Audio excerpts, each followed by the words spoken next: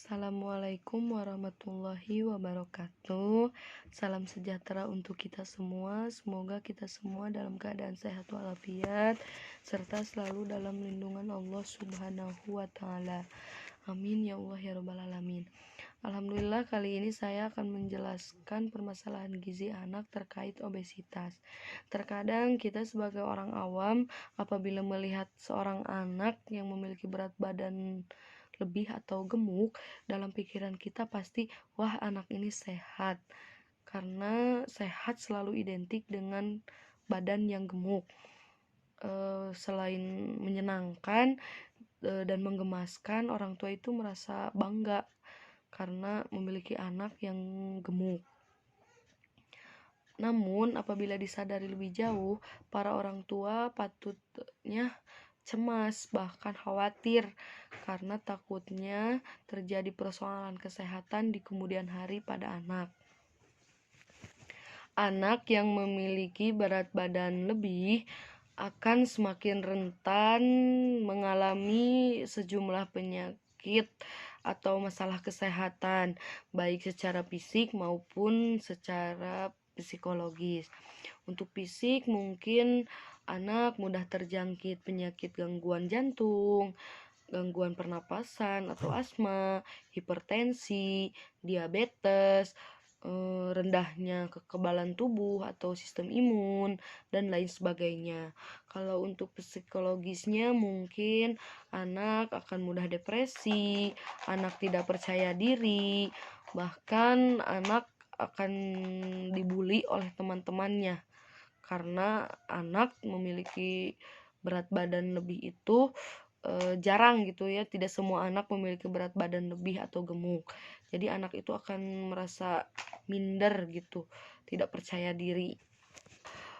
Untuk penyebab obesitas pada anak, mungkin banyak ya penyebab-penyebabnya, tapi diantaranya yaitu pertama, faktor genetik, di mana keterkaitan faktor genetik ini dapat dilihat oleh adanya perbedaan kecepatan metabolisme yang dimiliki oleh anak satu dengan anak yang lainnya di dalam keluarga. Mungkin kalau anak yang memiliki metabolisme lebih rendah atau lebih lambat, maka lebih besar resikonya dalam mengalami atau menderita obesitas itu sendiri. Bahkan menurut berbagai penelitian oleh para ahli, terungkap bahwa beberapa gen akan terlibat dalam hal ini. Obesitas sendiri merupakan konsekuensi dari asupan kalori atau energi yang melebihi kalori yang dibakar pada proses metabolisme itu sendiri. Namun, para ahli kesehatan menilai bahwa faktor genetik bukanlah hal utama dalam menaikkan berat badan atau resiko obesitas.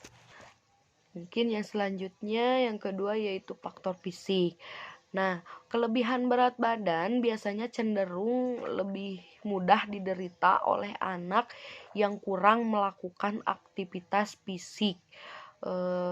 Apalagi kan zaman sekarang atau di era pandemi, mungkin anak lebih suka diam di rumah dengan nonton TV, main gadget atau main games, dan anak tidak mau bergerak gitu, bergerak sama sekali, bahkan mungkin olahraga kurang gitu.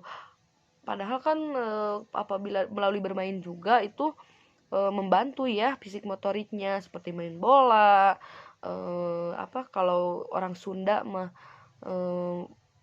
main gelas sodor, gelas tawan gitu ya. Nah, atau mungkin kalau anak mungkin tidak suka bermain, tapi untuk anak-anak pastilah suka bermain kan, usia anak itu usia bermain. Anak juga kurang melakukan olahraga gitu ya.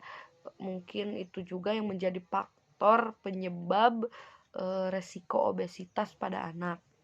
Mungkin yang ketiga yaitu faktor pola makan.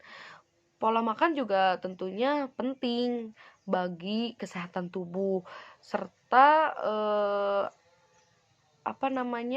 pola makan ini juga berperan besar pada penaikan resiko obesitas.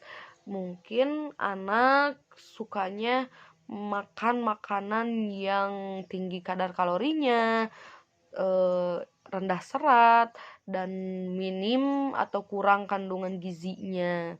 Jadi anak akan lebih beresiko dalam peningkatan obesitasnya. Karena di zaman sekarang ini mungkin anak lebih suka makan makanan yang instan-instan gitu, makanan yang dijual di jalan-jalan gitu, dan anak lebih suka makanan-makanan yang gurih gitu ya, yang banyak micin, seperti goreng-gorengan, mie, atau jajanan-jajanan yang kurang sehat gitu di luaran sana.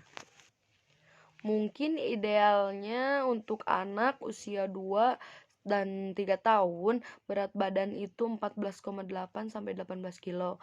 Kalau untuk usia 4 sampai 7 tahun idealnya itu 14 sampai 18 kilo.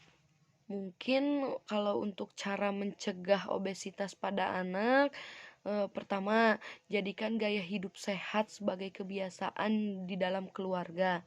Yang kedua, periksakan anak ke dokter secara berkala untuk menjalani perhitungan dan mendeteksi resiko obesitas, terutama jika anak terlihat mengalami kelebihan berat badan. Atau bahkan kan sekarang banyak ya posyandu mungkin lebih rutin datang ke posyandu. Kalau yang ketiga, pastikan anak memiliki waktu tidur yang cukup. Jadi anak tidak boleh dibiasakan begadang atau tidur larut malam.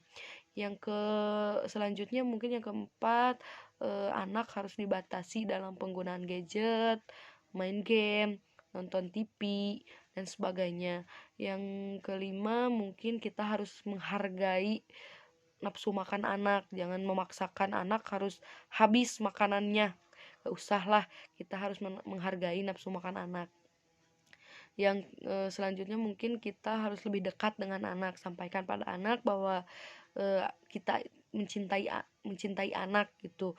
Jadi itu juga membantu dalam suasana hati anak. Selain itu, kita juga harus menerapkan pola makan dengan gizi seimbang, yaitu pertama, menikmati keanekaragaman makanan seperti mengkonsumsi makanan pokok, lauk pauk, sayuran, buah-buahan, minuman, dan lain sebagainya. Yang kedua, mungkin lebih banyak makan sayuran dan buah-buahan. Menurut WHO sendiri, mengkonsumsi sayuran dan buah-buahan sebanyak 400 gram per orang per hari. Yang ketiga, membiasakan mengkonsumsi lauk pauk berprotein tinggi seperti daging sapi, ikan, telur, tahu, tempe, dan lain sebagainya. Yang keempat, mungkin mengkonsumsi makanan pokok yang beraneka ragam. Jangan nasi terus, bisa diganti dengan singkong, ubi, jagung, talas, dan lain sebagainya. Karena di dalam karbohidrat itu selain ada karbohidrat itu juga ada vitamin B1, B2, mineral, serat, dan lain sebagainya. Yang selanjutnya, membatasi makanan asin, manis, dan berlemak. Yang keenam, mungkin membiasakan sarapan pagi, karena dengan sarapan pagi dapat membantu gizi harian sebanyak 15-30%. Selain itu, dengan sarapan pagi dapat membekali tubuh dengan zat gizi untuk kita beraktivitas, bekerja, berpikir, dan lain sebagainya. Selanjutnya, membiasakan diri minum air putih yang cukup. Apalagi pada anak, apabila kekurangan air, anak akan mengalami penurunan konsentrasi belajar dan mudah lelah. Seharusnya kita membiasakan minum air itu minimal 2 liter per hari. Yang selanjutnya mungkin lebih menjaga kebersihan diri dan lingkungan supaya kita terhindar dari berbagai penyakit. Mungkin itu yang dapat saya jelaskan. Mohon maaf apabila terdapat banyak kekurangan. Saya mungkin masih dalam tahap belajar. Terima kasih atas perhatiannya. Wassalamualaikum warahmatullahi wabarakatuh.